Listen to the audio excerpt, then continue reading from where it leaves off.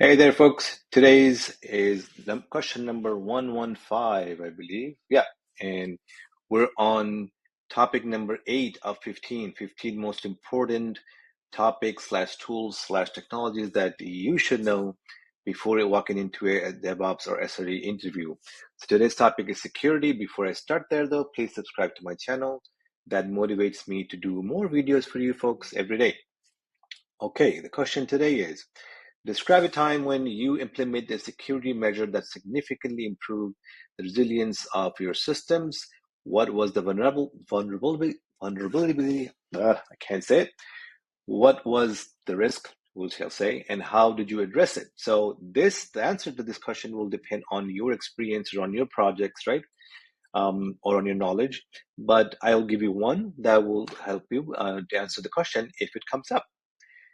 So one answer could be that your applications should not be vulnerable to SQL injection attacks. What SQL injection attacks are is the following. So if you allow your users to input anything on your application from the web forms, right?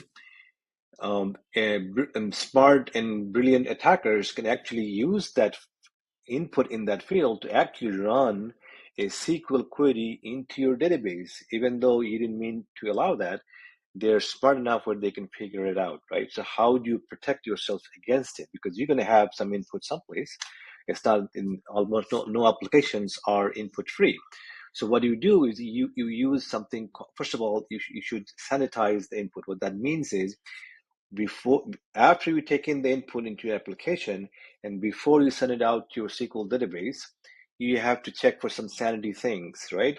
You don't just send it as is. You have to look for basic syntax, look for possible hacking things, right? So you have to look for what the actual input was sent to you in the application and make sure that you check for problems before sending it to your backend to the MySQL database.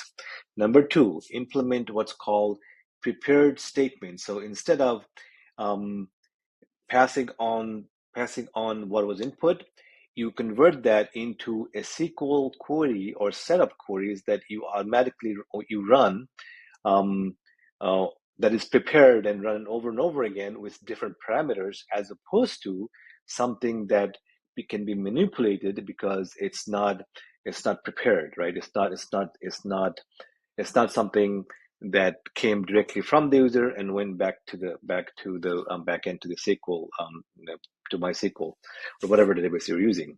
The third thing is you should do what's called parallelization, means that your whole query that you got from the user or you made for yourself based on what the user input, they should not be running all of it in one chunk. It should be run on different parts of it, should run in different machines or different SQL servers. That way, if a hacker tries to inject something, you will not be vulnerable totally to one machine, right? So because that will be broken up into parts, it is highly less likely that the whole intention of the hacker gets executed into one machine. That's another way of preventing his or her bad query, if you will, on your backend SQL servers. So that's on the front end, but at the back end, you should also do automated scans, right? Basically, you should always be looking for bad things happening on your system. Otherwise, you're assuming that all the system that you have set up on the front is actually all working 100%, which may not be the case. Also, you should do code reviews by peers or managers or team leads so that uh, people are not accidentally putting in code that is vulnerable to SQL injection attacks.